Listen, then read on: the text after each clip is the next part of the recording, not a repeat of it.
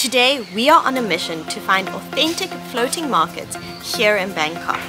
We will be checking out 2 markets and seeing just how authentic they really are. And of course we will be taking you with us and tasting some of the really unique food that they sell on these boats.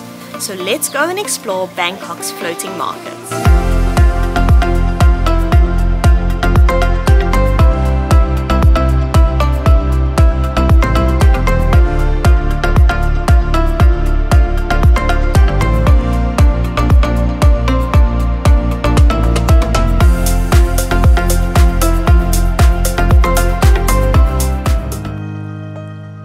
Floating markets are mainly found in Thailand, Indonesia and Vietnam.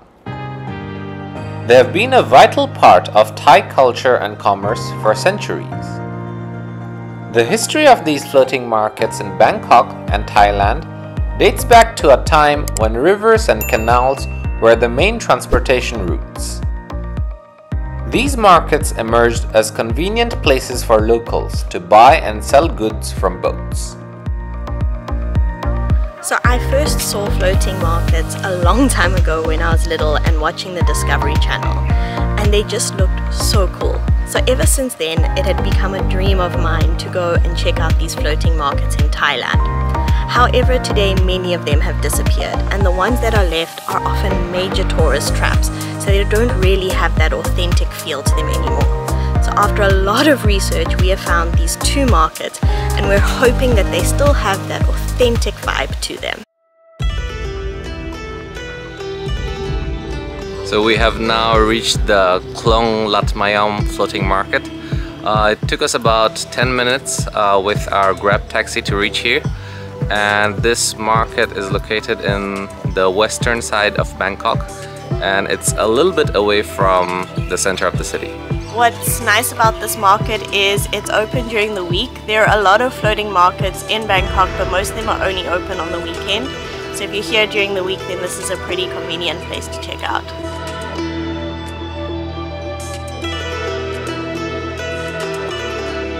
It wouldn't be a Thai market without elephant pants and shirts. They're actually quite well priced here. 100 baht for a pair of elephant pants is kind of like a pretty good price, and the average price you'll find in most places.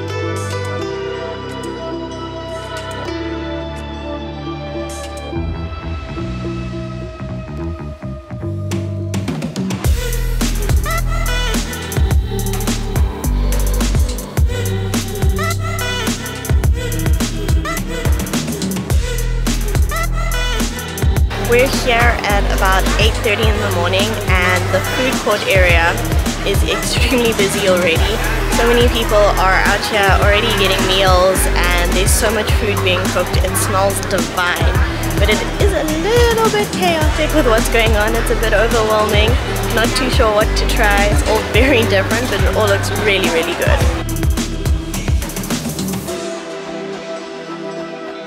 There's a lot of really different foods that I haven't actually seen before in other markets. It all looks so scrumptious and really colorful. I think all the fresh vegetables and fruits and the spices really add a lot of color to Thai food.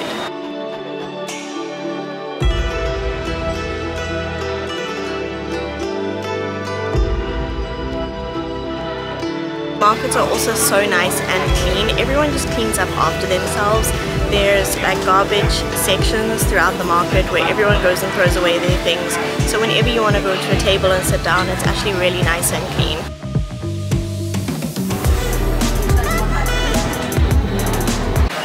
There's a lot of different seafood here actually. Like, I've never quite seen so much. Alright, we have walked around and looked at all the vendors. Now for my favorite part. Let's go and try some of this unique food. The wonderful smells from this store immediately made us stop and see what he was cooking.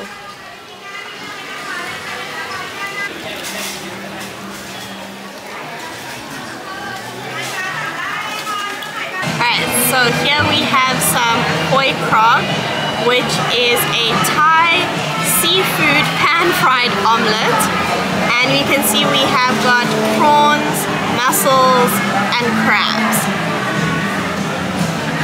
It looks really crunchy. I'm excited.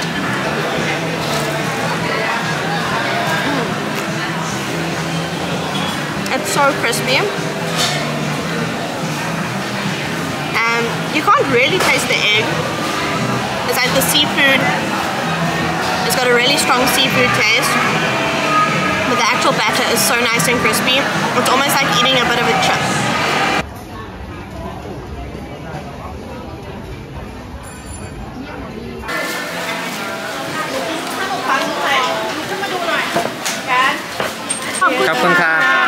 Right, this is something quite different that caught our eye. It is an egg custard inside a Japanese pumpkin. It looks very different from other foods we've seen, and I'm not entirely sure how we're supposed to eat this.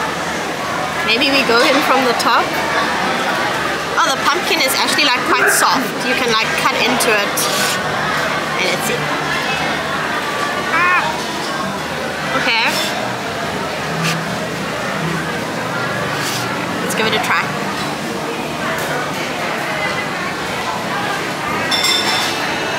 That's very different. How does it taste like? It's like boiled pumpkin, but then it's got like a custardy egg tart, like, you know those Chinese egg tarts that, or like in South Africa we have milk tart. It tastes a lot like milk tart as well. It's quite an interesting combination. It's quite sweet, but then the pumpkin has a very like basic, not much of a sweet or sour taste to it, so it's very different.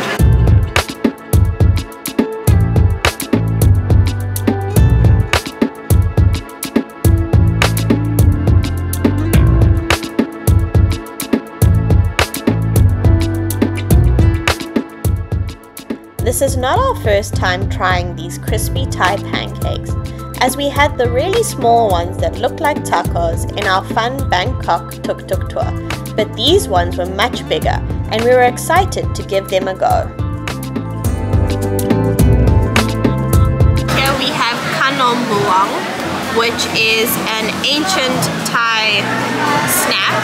It is in English, a Thai crispy pancake, and it has got shredded coconut on top, then some fried egg strips, like these little yellow things, and I saw she put the batter and then she put an egg on top and like kind of scrambled the egg as it was cooking. So I'm quite curious to see what it tastes like.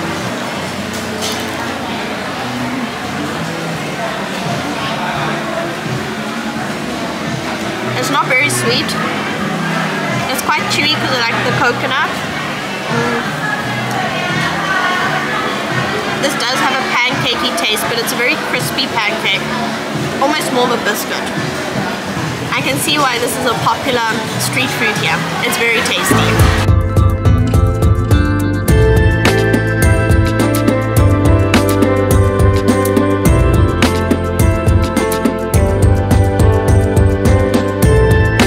So to cool us down, we have gotten some fresh coconut milk ice cream. It's so nice and cold.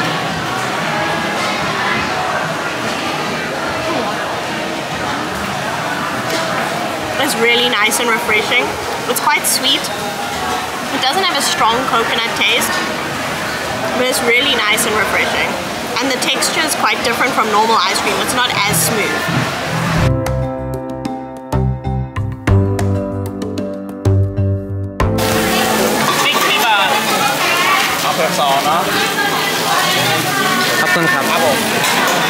Alright, so our final snack or dessert here is, I'm not entirely sure what it's called. If you know what the name is, please let us know down below in the comment box, because we're not too sure. It was all written in Thai.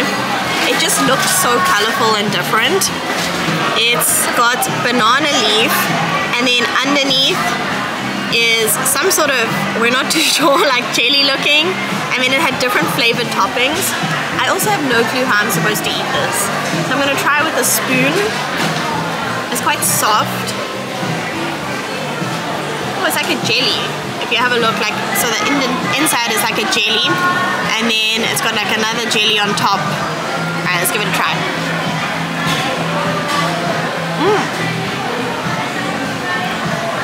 The top is like a coconut mousse. It's really yummy. I still don't know what the bottom is, but the top tastes so good. So now we're gonna try 2 more of these desserts. These are water chestnuts in coconut syrup. And over here, the green one is made from the pandan leaf, which is a tropical plant that grows here. So let's give it a shot. It's almost like gooey. Quite coconutty. Not very sweet, but pretty delicious. The base is almost like a coconut custard kind of thing. Pretty good, I like this. And then we also have some Longan fruit juice. This is another tropical fruit that is a favorite here in Thailand. I've never actually had the fruit before, so it's my first time trying this out. Almost looks like a lychee. I don't know if you can see this.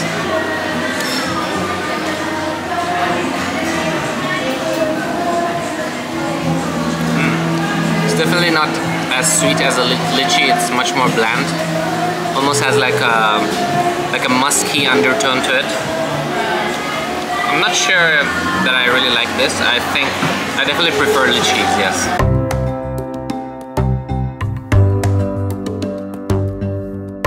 Alright, so we've spent about 2 hours walking around this market. During that time, we have only seen a few of the floating vendors, like on the boats. So we wouldn't really call this a floating market. I think if your main goal is to come and see vendors in boats, then this probably isn't the best market for you to come check out.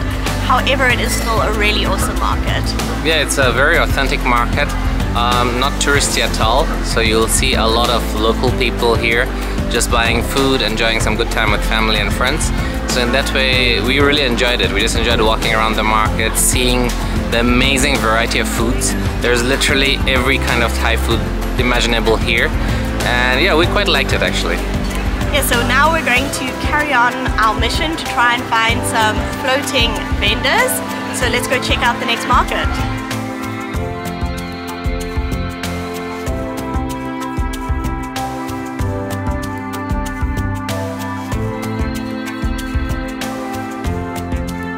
We have made it to our second market. It is just over the road. The canal starts behind me and it goes under and through, and from here it is looking a lot more promising with the amount of boats that are selling food.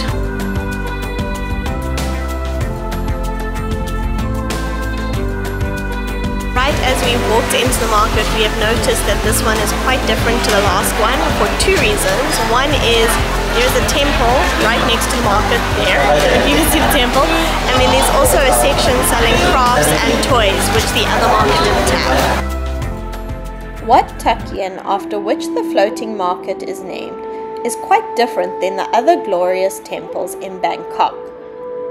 It stands out for its rather unconventional approach to religious expression.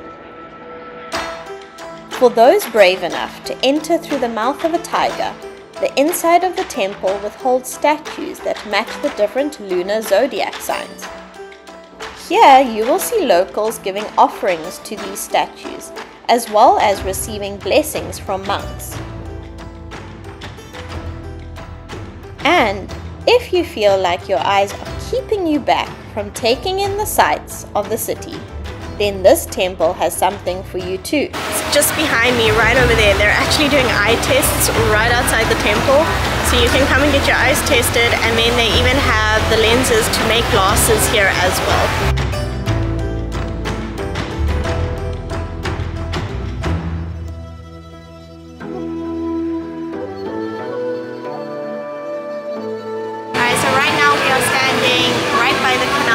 Just behind me, and we have found some more of these floating boat vendors. These ones, however, are selling full cooked meals, so they actually are cooking on the boat and you buy it from the shore and then they pass it up to you, which is really cool to see.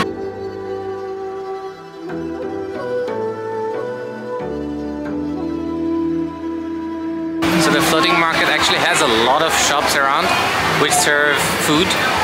But when it comes to boat vendors, I think here today we have about 6 or 7 boats out here. So let's go and see what kind of food we can get from them.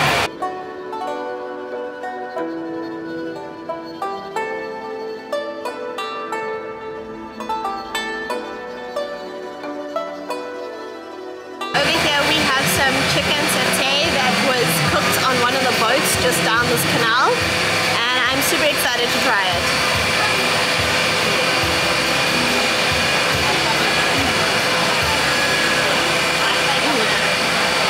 The chicken's really nice and tender. I mean, the peanut sauce is a little bit spicy, but it's not too bad actually. The chicken satay was really good, but let's go and see what other food we can find from one of these boats.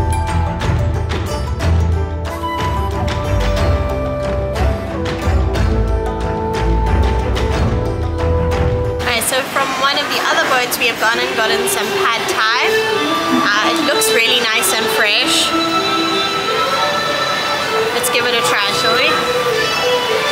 Oh, it's hot. It's really hot. It's very flavorful. You can definitely taste like the prawns, and I think it's lemongrass. It's very strong. It's delicious.